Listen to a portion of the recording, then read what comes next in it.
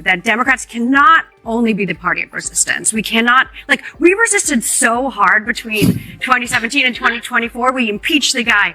We prosecuted him, convicted him of 34 felony counts. And guess what? He still got elected. So I don't know how much harder we can resist now. Are you admitting that, that the case against Trump in New York was part of the organized Democratic Party? There's nothing like a live TV debate to ignite the political stage, and the recent CNN showdown between Scott Jennings and Liz Smith delivered exactly that. Jennings entered the discussion calm, measured, and laser-focused. Smith, a Democratic strategist, brought her trademark confidence, bold, assertive, and at times condescending. This wasn't just another routine panel exchange. It was a full-blown political clash that exposed everything from legal strategies aimed at Trump to the growing fractures inside the Democratic Party.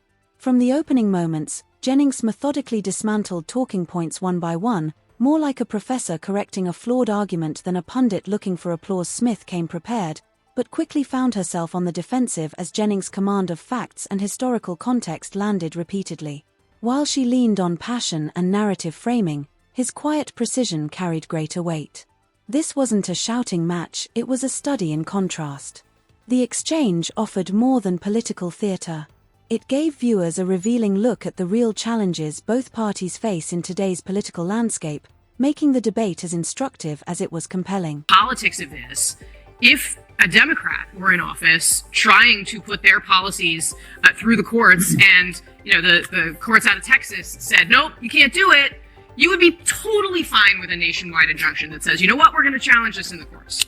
What has changed? I actually disagree. I don't think these individual district court judges, no matter who the president of the United States is, ought to be able to overrule the president. I respect the Supreme Court, but individual district court judges that are easily venue shopped, which is what's happening to Donald Trump right now, can go out and effectively grind an administration to a halt, run out the clock, be a boat anchor around a popularly elected president.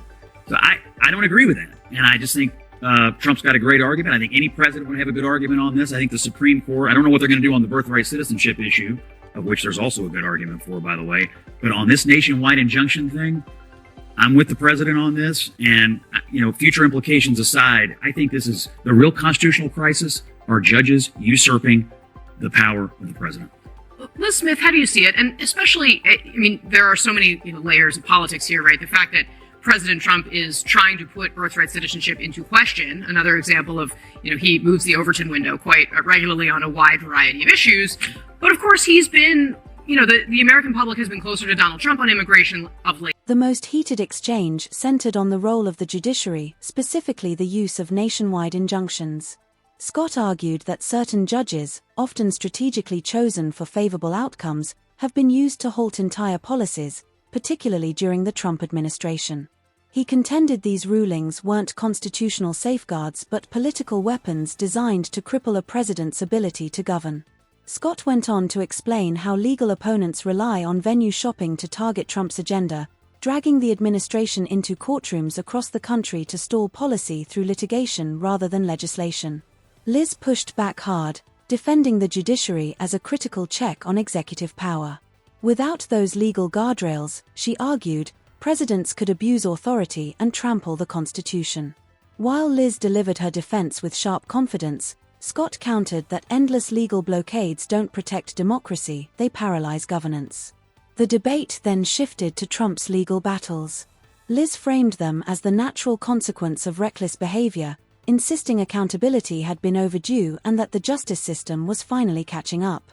Scott responded by reminding viewers that despite years of accusations, investigations, and court appearances, Trump remains a dominant political force. Narratives, he said, can't erase facts, and Trump's resilience proves the political landscape is far less one-sided than critics claim.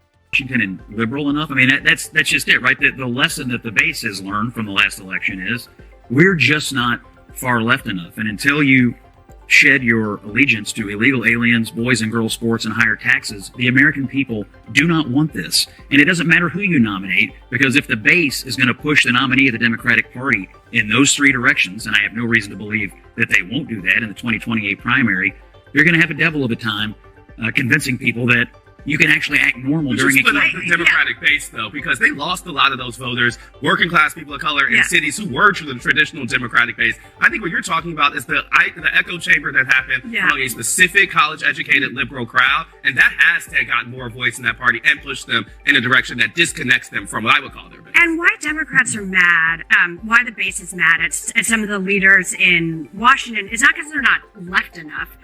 It's because, Chuck Schumer came out with no strategy, no forewarning, and just said, we're going to fold on the CR.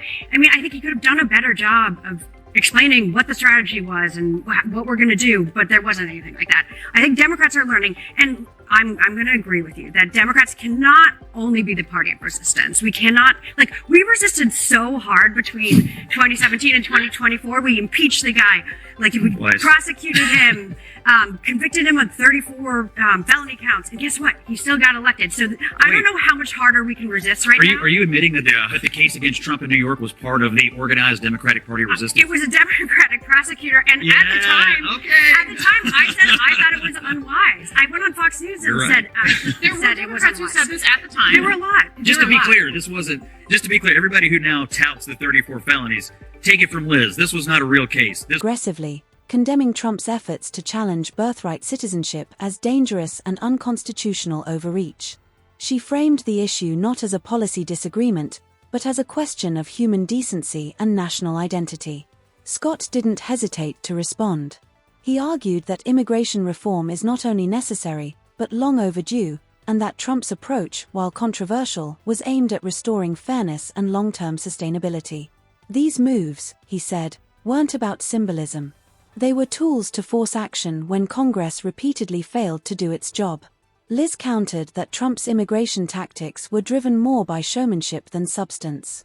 Scott pushed back, pointing to executive actions that had already reshaped enforcement priorities and reduced illegal crossings. The two sparred over whether sweeping immigration bills were realistic and whether Trump had delivered meaningful structural change. Liz accused Trump of fueling fear and division, while Scott emphasized that measurable results were achieved even without congressional support. The conversation then widened to the broader challenges facing the Democratic Party. Liz acknowledged that resistance had become central to the party's message, but admitted it wasn't enough to win future elections. She suggested Democrats needed to focus more on offering tangible solutions. Scott seized on the moment. Voters don't want endless opposition, he said. They want results. He warned that Democrats risk losing the political middle by prioritizing outrage over outcomes. A party that hopes to lead, he argued, must inspire confidence and hope, not resentment.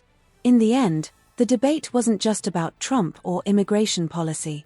It was a revealing snapshot of where American politics stands today, and a reminder that leadership on both sides must evolve to meet the moment.